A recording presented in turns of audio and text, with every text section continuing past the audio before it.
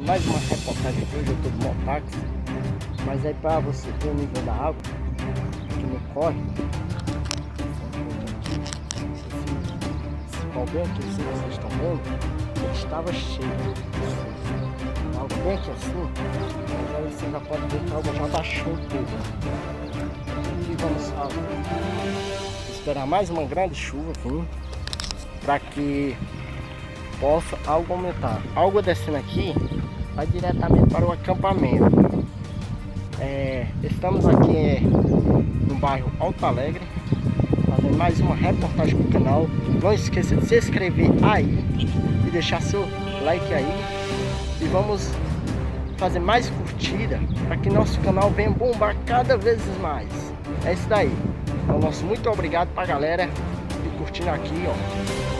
Mais estava muito cheio d'água, mas agora no momento a água baixou um pouco, esperando ter mais uma chuva. Como você pode ver o tempo é para chuva. É isso daí, vamos aguardar novas providências, é o que nós estamos esperando: chuva.